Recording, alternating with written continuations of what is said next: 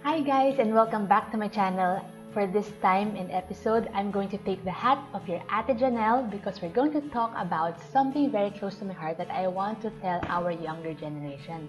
And that is about sexual purity.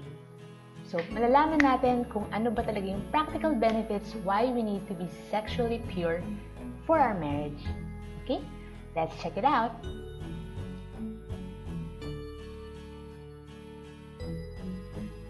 So for this episode, magiging chill-chill lang tayo. So it will be conversational. It's not going to be about finance tips, different subject tayo ngayon. But bakit nga ba natin kailangan pag-usapan ng sexual purity? First things first, hindi siya pinag-uusapan. Sa personal life ko, sana pinag-usapan yun before para hindi ako napariwara, di ba? And it's important that our children and our younger generation will first learn about sex from us sa church. So it's not going to be from the magazines, from the peers, from the ads, from YouTube. We want them to learn about sexual purity, sexual immorality, anything about sex. It must start from the church. So it must be grounded first with guiding principles from the Bible. Pero for this time around, I'm going to tell you ano ba yung practical benefits why we need to be sexually pure. Hindi lang naman siya about biblical, hindi lang naman siya about God. There are really practical benefits why you want to stay sexually pure for your marriage. Okay? Okay, so what is sexual immorality naman? So when we say about sexual immorality kasi it sounds so heavy. So ayaw naman natin mag-condemn or mag-judge ng anyone kasi honestly, hindi naman din ako malinis.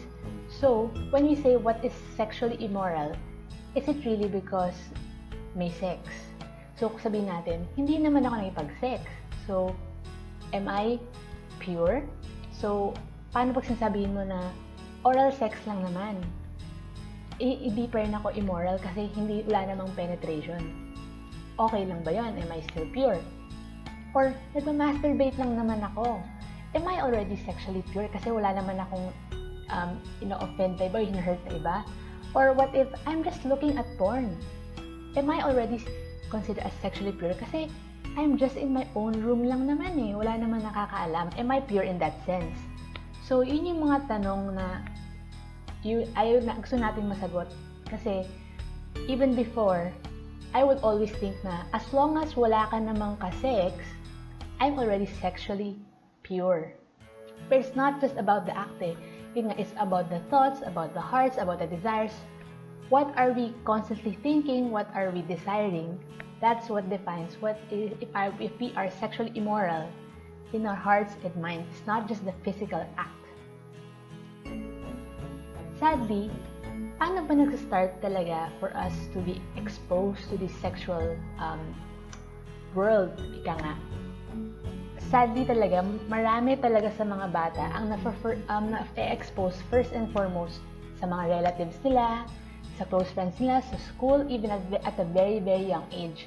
We know na marami talagang rampant yung mga, ang tawag dyan, na nakikita ng ads, may sexy na babae. Yun pa lang eh, eye-opener na yun siya sa mga bata. Makakita ka ng movies na may kissing scene. Eye-opener na siya kasi it starts to build curiosity sa brain ng child. And that's what happened to me. So, when you start getting curious in the wrong area na hindi pa dapat ma-awaken, you start finding things to feed that curiosity and eventually hindi mo alam na sinking sand na siya. Hindi mo alam kung hanggang saan ka maglulunod kasi gusto mong i-feed yung curiosity na yun. At i-justify mo, curious lang naman eh. Di ba? Curious lang, tao lang naman. So, pag binigay ni God to sa akin, bakit to binigay ni God sa akin, di ba? So, si God ba dapat i-blame ko? Hindi ko muna sasagutin yun. Pero, it starts with curiosity. Pero, the moment that it opens our minds na hindi pa time, marami na siyang consequences. Kasi, parang addiction na siya. Okay, so dito na tayo sa part that we're going to talk about what are the practical benefits on why we should be sexually pure. So, for the purpose of discussion lang, we're going to talk about yung talagang kapag nakikipag-sex ka na with someone. So, why do you want to keep yourself sexually pure? So, number 1, the practical benefit lang. Of course, it prevents you from being infected with sexually transmitted diseases. So, isipin mo, ang dami-daming sakit na pwede makuha just by having sex with someone, kahit sabihin mo pa, single partner lang naman siya eh. Hindi pa rin, kasi una-una, hindi mo pa naman siya asawa. So, what if, kunwari, makontract mo nga dun just from a single person and then hindi naman maging kayo. And even if maging kayo, hindi pa nga time. So, we want to protect yourself, your health, to be physically healthy and ripe for the due time na kapag talagang you have to have sex na with your husband or your wife. So, you have to keep yourself physically pure, physically free from STDs, and also, yung well-being mo talaga siya. So, yung may one time that I thought I had AIDS, sobrang nag-crumble yung world ko kasi akala ko that was the end of me. Pero luckily, it was a wrong diagnosis. So, hindi naman talaga siya, hindi talaga siya okay sa peace of mind mo rin. Kasi you always think, ma-infect ba ako? Meron ba siyang ganyan? You always, may ganong thinking eh. So, kung gusto mong to be stress-free from all those, just wait for when the time is right. Kapag na-meet mo na yung husband or yung wife mo.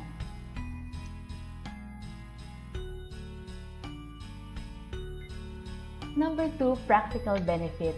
Siyempre, ano pa ba? Tipid tips tayo eh. So, sa finance. So, pag kunwari, nagkikipag-sex ka, una-una, syempre ayaw niyo mabuntis. Yun naman yung lagi inisip ng mga tao eh, hanggat wag lang mabuntis. But that's a wrong notion. You're still practicing premarital sex. So, anong ginagawa mo para hindi ka mabuntis? Bibili ka ng condom. Mag-oral contraceptives ka. Magtatago ka, pupunta ka ng Sogo. Magkano yung isang room doon, isang night, isang hour? Hindi ko na alam. Siguro 700. Mahal! Wag na lang.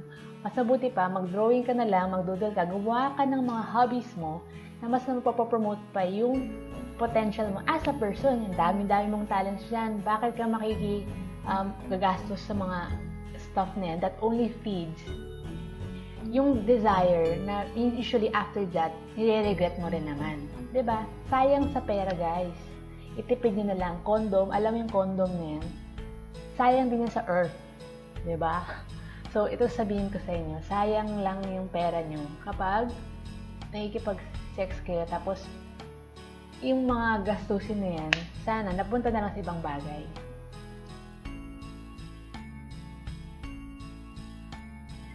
Number 3, practical benefit is you have better relationships with the people around you, especially your family.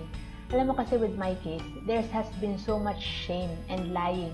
So, when you start being sexually immoral kasi, it starts first with a curiosity, and then may gagawin ka.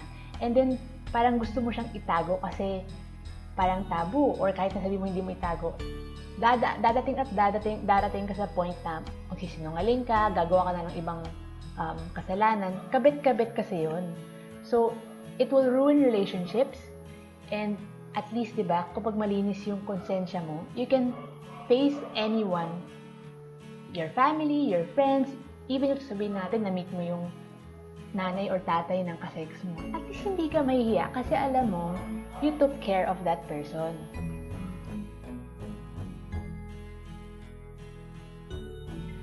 Number 4, practical benefit is it is a form of discipline. When you keep yourself pure, ang pinakamaganda dito is kakabit siya ng integrity eh. Kung ganun kalaki yung desire, para siyang fasting, kung ganun kalaki yung desire mo for sex, pero you are able to control it with the grace of God, hindi mo siya kaya on your own, ano siya eh, ma-apply mo siya sa other aspects of your life. So, if you are able to say no to sex, you are able to say no to certain things na seemingly mas madali, kung sabihin natin may nagbabribe sa'yo. Madali ka to say no because you have your convictions laid out na. Kasi you have your convictions intact, madali na to say no to other ungodly things. And we know naman na hindi naman to sa pagiging malinis and everything. But, when you can say no to ungodly things, that's where your character is strong and honed. And when your character is strong, mas na-fulfill mo yung potential mo as a person and as how God created you to be.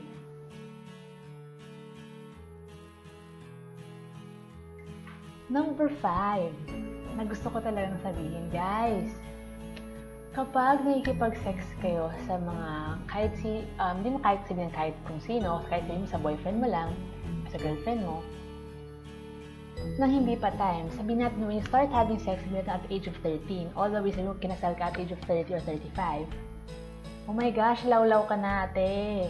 Malalawlaw ka. Unless may gusto kang, may budget ka para magpa-tightening, pero malalawlaw ka. Siyempre gusto mo, when you come to your marriage, you want to be at the peak, at the best version of yourself. Even dun sa baba, di ba? Kasi, kasabay yun eh. You want to be, you want your youth to be preserved. You want it, yun yung gift mo sa asawa mo eh. You want to preserve it as much as possible. Ayaw mong ikasal na, losyang na, diba? So, hindi lang siya about age, kasi may wear and tear yan eh. Even you guys, kahit sabihin mo na, sa nanonood ka lang naman ng porn, malolosyang ka rin. Malolosyang yan kasi nagiging numb na yung sensation mo for things. Gusto mo lagi na iba na lang yung magpo-fulfill ng sensation yun, and you won't be happy with your future husband na kasi nasanay ka sa ganun.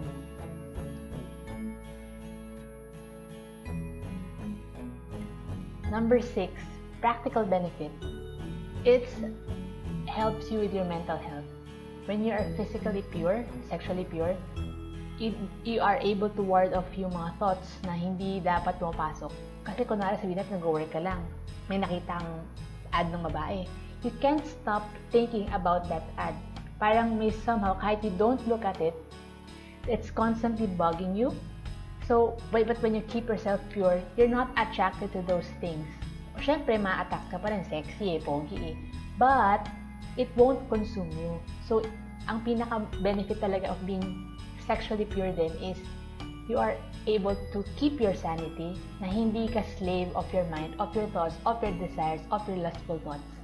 That is a very, very good benefit, especially now na ang dami-daming mentally challenged, and even with this lockdown, syempre, with the isolation and all, mas lalo na-heighten yung mental, ang tawag yung challenge nila. And nawo-worsen pa siya when you do all these things kasi you're alone, you're locked in the room. Anong tendency doon? Manonood ka ng porn. Mag-webcam ka with your boyfriend or girlfriend and you want to do things. So, it preserves your mind. So, well-being din talaga siya.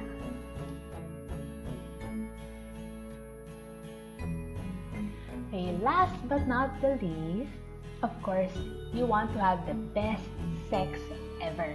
And that best sex ever is only defined by God within the ang tawag doon? Container, parang diba? It's within marriage lang siya. Kasi, si God nag-create ng sex eh. He gave you that sexual desires. So, He had plans for that sexual desires to promote unity in your marriage, to parang seal the marriage, to bind the marriage. Yun yung purpose niya. So, kapag ginawa-gawa mo yun sa iba't ibang tao or before marriage, nagkakaroon ka ng attachment eh. That's what they call a soul tie. So, kapag tied ka doon, kahit konti lang, hindi mo bibigay yung fullest potential mo or fullest, let's say, performance mo sa asawa mo. Kahit sasabihin mo pa, syempre gusto mo magkaroon ng experience. So, gusto mo, at least pag pumasok ka ng marriage mo, experience ka na. No, it's not about the experience in this form of satisfaction. Kasi the joy of having sex is not really about the pleasure, the physical pleasure. It's about the getting to know the person through that most intimate sense.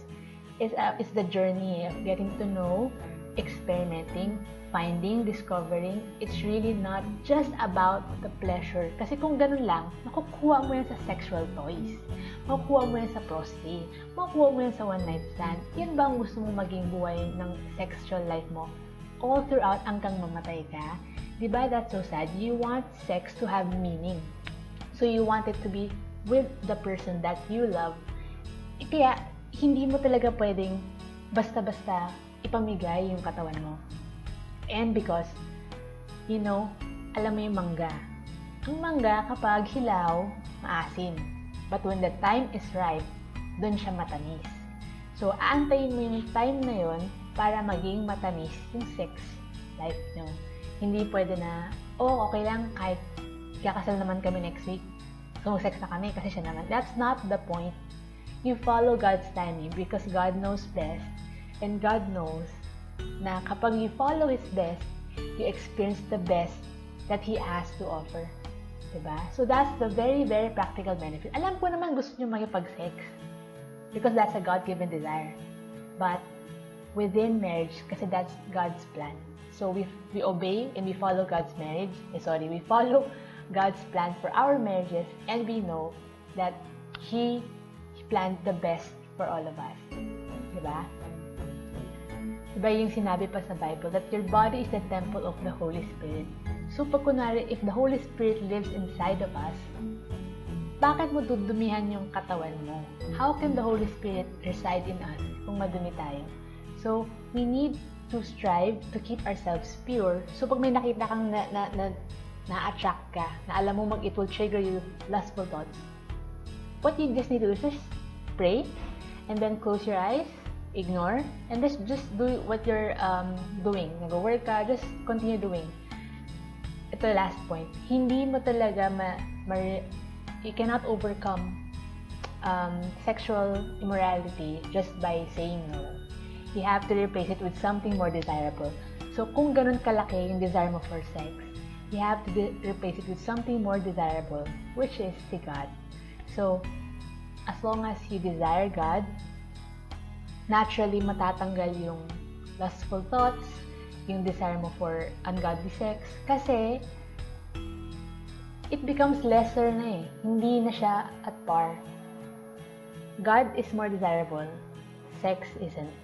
I'm not saying that sex isn't good kasi God made it, but at least yung desire mo for that ungodly sex, mawawala na siya kasi si God na yung mas gusto mo. Diba? Ayun. So, yun lang yung gusto kong i-impart sa inyo bilang yung Ate Janelle who wants to give you advice on sexual purity. Ito lang yung parting words that you cannot really dictate the time of God. Only God can dictate kung kailan ka magkaasawa, kung kailan ka mamatay. Lahat yun nasa plan ni God. We cannot control that. But we know that if we obey God, we know that we are walking in purpose. And when we walk in His purpose, andun lahat ng blessing niya. And blessing is not really about whatever provision. Blessing is just being able to be in the presence of God. So, I hope that you learned a lot from this video. And if you see anyone who needs to hear this video, can you please like, share, and subscribe so more people will listen to these kinds of things and hindi lang sila makikinig sa world, diba? Yun. So, thank you so much. Until next time. Bye-bye!